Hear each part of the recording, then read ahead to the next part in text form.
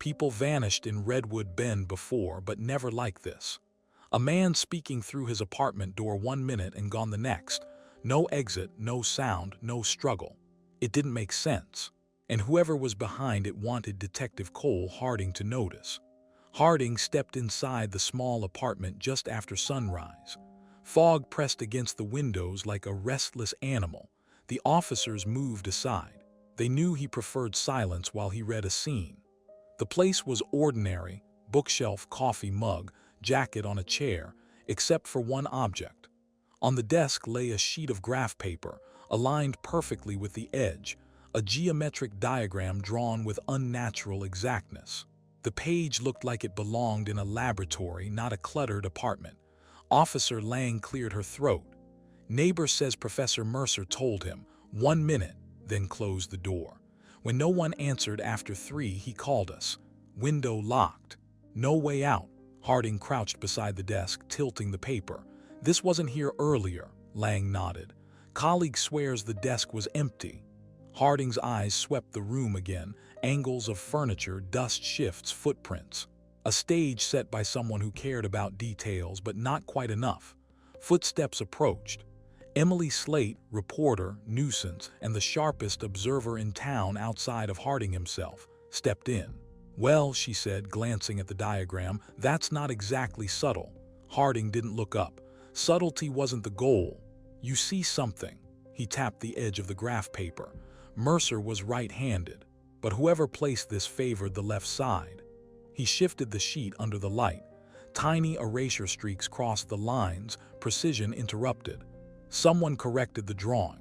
A careful person doesn't make this many adjustments unless they're rushing. Emily leaned closer.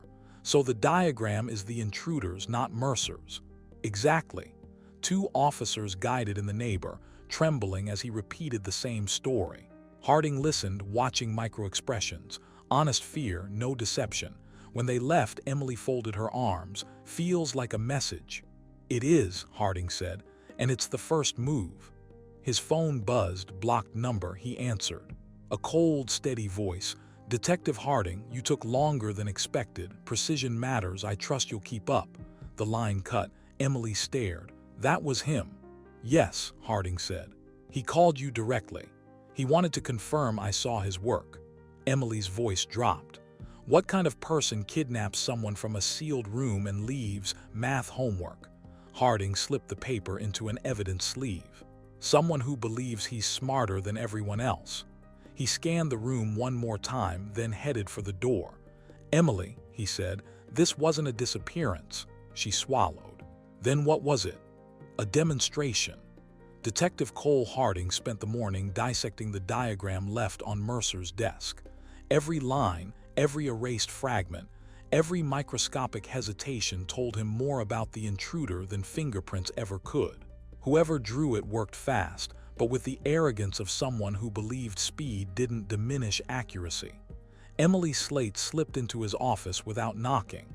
I talked to Mercer's department chair, she said, dropping into the chair across from him. No scandals, no grudges, no strange behavior. The man lived on coffee and statistics, so why target him? Harding didn't look up from the enlarged scan on his monitor. Because someone thinks Mercer disrupted something. A system. A structure. Emily raised an eyebrow. That's vague even for you. He clicked a section of the diagram. Look at this shape, it's not random. It's a control pattern, something used in optimization models. But the real tell is here. He zoomed in on a faint misalignment. The intruder adjusted the grid template manually. Nobody does that unless they're replicating a format they don't fully understand. So he's faking expertise, or rushing to hide a mistake.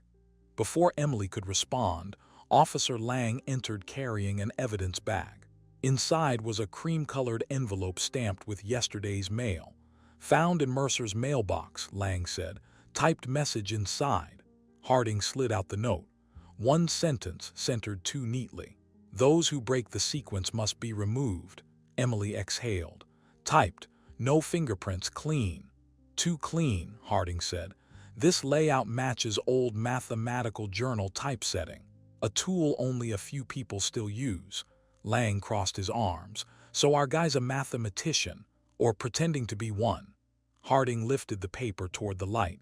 See this alignment drift, less than a millimeter.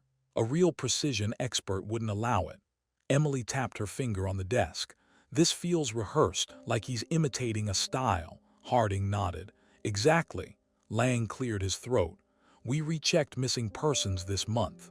2 others vanished under odd circumstances. Both received the same type of envelope. Emily's eyes widened. 3 victims, 3 messages. Harding pinned the note to his board. Look at them together. No shared workplaces. No social overlap. But all 3 filed reports against city departments in the past year.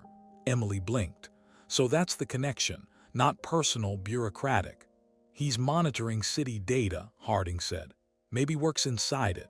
Before Lang could speak, Harding's phone buzzed. Blocked number again, he answered. Harding. The same calm, calculated voice. You're improving, still behind, but improving. The next removal occurs in 18 hours. Click, silence. Emily stared at the phone. He's tracking us.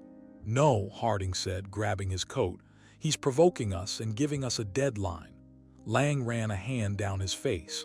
18 hours to stop him. Harding's jaw tightened. 18 hours to understand what sequence he thinks he's enforcing. As he stepped into the hallway, Emily followed. Where do we start? Patterns, Harding said. He wants us to chase noise. Instead, we'll find the logic. He pushed open the precinct doors. Cold air poured in. Emily, he said, eyes fixed on the foggy street outside, people like him don't make random threats. She frowned. So what was the call? A promise. Detective Cole Harding didn't expect answers, only patterns. If the villain's sequence had roots, they were buried in the city archives 3 floors down, where the air smelled like dust and old toner. Emily Slate eyed the metal cabinets. This room screams bad idea. It screams bad filing, Harding said, opening a drawer. Unresolved section. He moved quickly, flipping folders until one label made him stop. Missing person, unresolved, dated 29 years earlier. Here, he opened it. A grainy photo showed a desk with a sheet of graph paper. The geometric figure wasn't identical to the one from Mercer's apartment, but close enough to make Emily's skin prickle. You're kidding. Closed room, Harding read. Last heard speaking behind a door, no struggle, diagram on desk. He looked up. Same structure, earlier version. Who ran the case, she asked. He pointed at the signature. Detective Robert Kincaid. Brilliant. Left early, no one knows why. So our villain is copying one of his unsolved cases. He's copying the killer from it, Harding said. But he's not as original as he thinks. Harding copied the old photo and laid it beside a printout of Mercer's diagram on a portable whiteboard. Side by side, the difference was obvious. The old one is exploratory, he said. Someone testing an idea. The new one is staged, neat, polished, meant to be seen. Emily folded her arms. So our guy's not a mastermind. He's a fan with a motive. Exactly. In the margins of the report, Kincaid's tight handwriting repeated fragments. Sequence breach, target selected for disruption, underlying structure unclear. Emily leaned in. Same language our villain uses now. But here it's a question, not a rule, Harding said. Kincaid was still working it out. He turned to the last page and frowned. The bottom third had been cut off in a clean line. Someone removed the end, he said. To hide what? Emily asked. A name, or a conclusion about someone too close to this building. He slid the file into an evidence sleeve and returned to the board. Under Mercer's photo, he wrote the names of the 2 other recent victims. Then he added another, Francesdanner. Who is she? Emily asked. Transportation analyst, Harding said. Filed more complaints against city projects than anyone else this year. If our villain punishes people who break the sequence, she's next on his list. Emily's expression hardened. So that's where we go. Harding checked his watch. 17 hours. She grabbed her bag. Emily, he added, glancing back at the torn page, Kincaid was close enough that someone literally cut his work short. You think the original killer is still alive? I think someone who understands this pattern is still here, Harding said. And thanks to our imitator, they know the game is back on. The lights hummed overhead as they left. The archives no longer felt like storage. They felt like a warning. Frances Danner lived on the quiet side of Redwood Bend. When Harding and Emily reached her house at dusk, the lights were on, her car in the driveway, fog pooling low over the street. Harding knocked. No answer. He tried the handle. Locked. The welcome mat caught his eye. It was shifted just enough to show pressure on one corner, not the center. Someone was here, he said. Emily stepped closer. Him. Harding lifted the mat with a thin tool. A folded sheet of graph paper lay underneath. Emily swore softly. Of course. He opened it, another geometric diagram but clumsy. Lines wobbled, angles missed. At the bottom, typed in the same cold font as Mercer's note, removal scheduled. No date, no time. If he'd already taken her, Harding said, he wouldn't leave this. He likes finished work, not half-done threats. So who drew it? Emily asked. He studied the pencil strokes. Someone trying to copy him. Why frame a killer you're terrified of? Because you're more terrified of something else. A voice called from across the yard. An older neighbor waved them over. You looking for Frances? He asked. Saw her leave maybe 20 minutes ago. Black sedan, city seal on the door. She go willingly? Emily asked. Looked puzzled, the man said. Not scared, like she'd been called in. Back in the car, Harding pulled up municipal vehicle logs. If that wasn't our villain, Emily said, who takes her in a city car? Someone who needs official cover, Harding replied, or knows how to fake it. The logs showed 3 sedans in the area. 2 had listed drivers. The third had no assignment. Ghost car, Harding said. Registered plate, no owner, Emily exhaled. So now we have your sequence-obsessed genius and whoever's hiding behind that sedan. Could be the same ecosystem, Harding said. Different priorities. She thought of Frances's file. Her complaints weren't petty. Missing funds, unapproved changes, safety reports that vanish. Exactly the kind of noise people with money hate, Harding said. And the kind of disruption our villain thinks should be removed. Different motives, same target. Emily looked back at the dark house. The fake diagram says, blame the monster. The car says, this is internal business. And both tell us she's still useful, Harding said. To them as a problem, to him as part of his sequence. Useful for how long? Emily asked.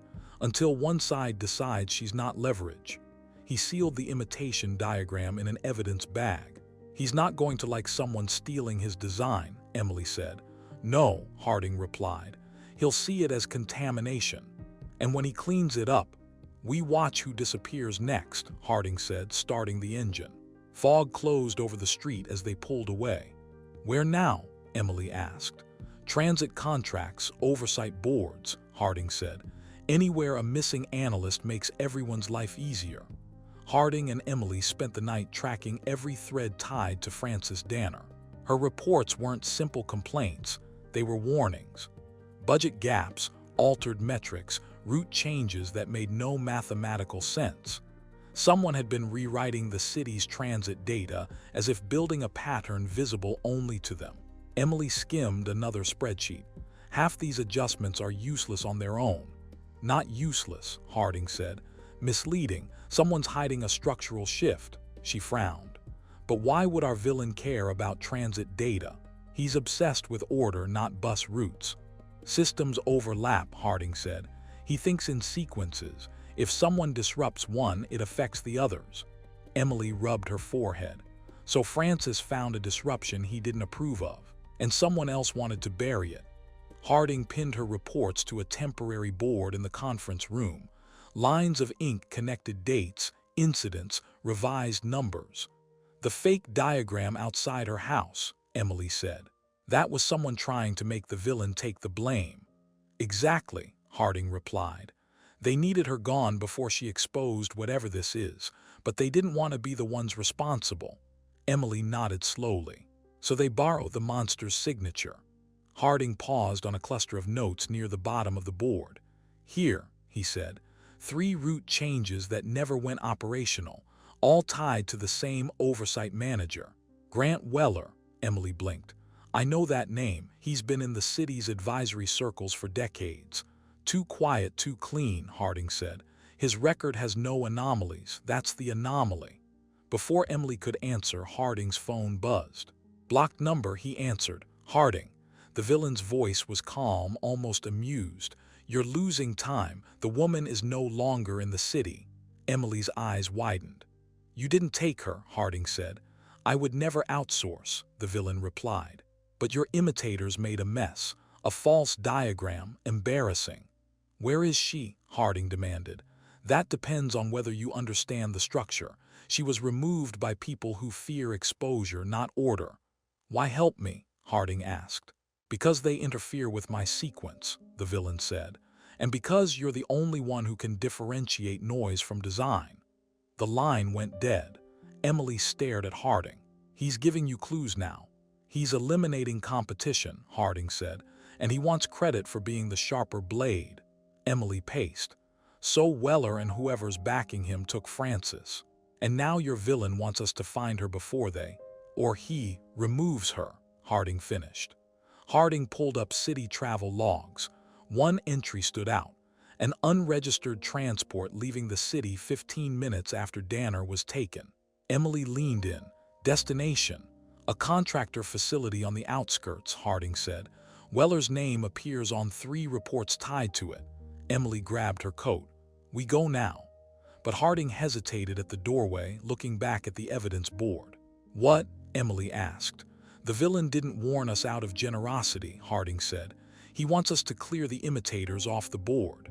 And then, Harding locked the door behind them. Then we're alone with him. The contractor facility sat at the edge of Redwood Bend, a low concrete block with broken lights and weeds along the fence. Harding parked a block away and watched it for a full minute. Emily checked her phone. No active security, no cameras, either dead or off the books. Frances said they moved her to a data site, Harding replied. This used to host backup transit servers. Good place to bury problems tied to numbers.